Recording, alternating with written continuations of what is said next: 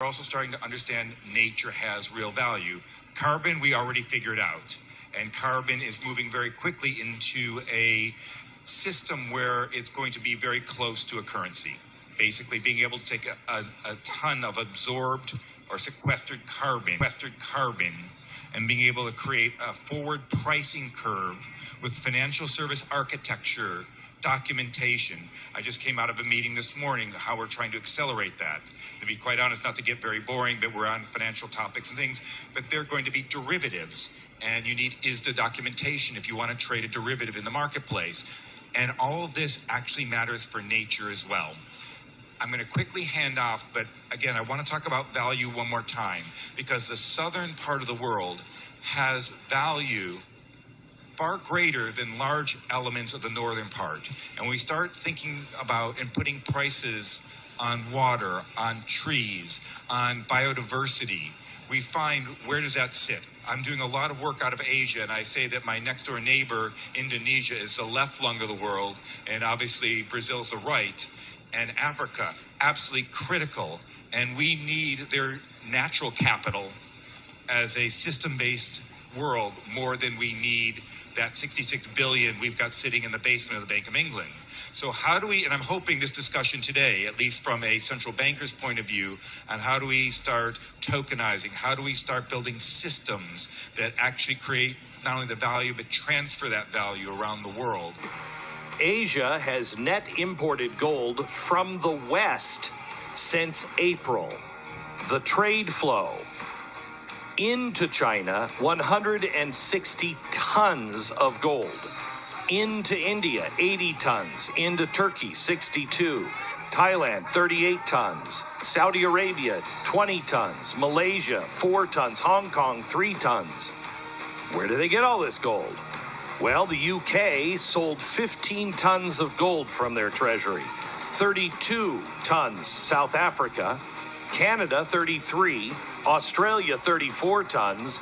And the United States of America sold 136 tons of gold.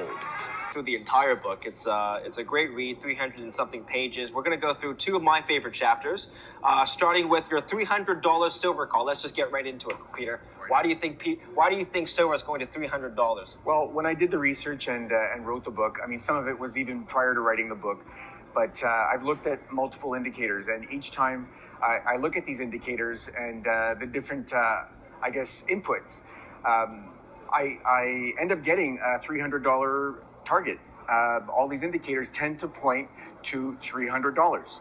Okay, walk us through some of your indicators and your rationale, because I'm gonna be very technical with this interview here, because we've heard $100 silver, triple-digit silver calls by many notable people in the silver industry. Keith Neumeyer being one of them, a regular guest of ours. He's been calling for triple-digit silver for a long time. People are just tired of waiting for silver to even break above $50, which we haven't had since the 80s. But why should the dollar rise when you've got all of this raging inflation? Because the dollar domestically is being devalued through inflation, while internationally it's gaining purchasing power against other currencies. So that means there's more demand for the dollar. But when you've got inflation well above 7%, and with what we're seeing now, there's no way inflation is going to be under 10%, even the way the government measures it in 2022. So when you've got 10% inflation officially, unofficially, maybe double that, maybe 20%, if that's how much prices are going up, there is no way the Fed could claim that we need more inflation. And it cannot justify its excessively loose monetary policy on low inflation. But for now, what's going on in Russia is actually working to help somewhat and offset the situation, because it is driving some safe haven flows into the US dollar. And so that is keeping a lid somewhat on prices that are surging all around the world. But that benefit is not being enjoyed in Europe. I mean, prices are rising in the US despite a strong dollar. That means they're rising even more in Europe as the euro is weakening against the dollar, and other countries that are seeing their currency weakening. Inflation is breaking out all over the world. So it's impossible for central banks around the world to justify a continuation of this monetary madness. They simply flooded the system with money. Yes, we did. That's another way to think about it. We did. Where does it come from? Do you just print it? We print it digitally. So we as a central bank, we have the ability to create money digitally. And we do that by buying treasury bills or bonds or other government guaranteed securities. And that actually increases the money supply. We also print actual currency and we distribute that through the Federal Reserve banks. This will be a different economy.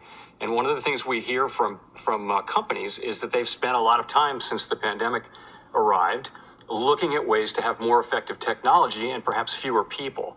So you're going to see some of that in these public-facing jobs. So, my name is Tobias Adrian. I'm the financial counselor and director of the Monetary and Capital Markets Department here at the International Monetary Fund. We are living in transformative times. We are poised to see significant changes in cross-border payments thanks to new technology and the determination of policymakers. To discuss these changes, we are happy to bring you a half-day conference on the theme Cross-Border Payments, a New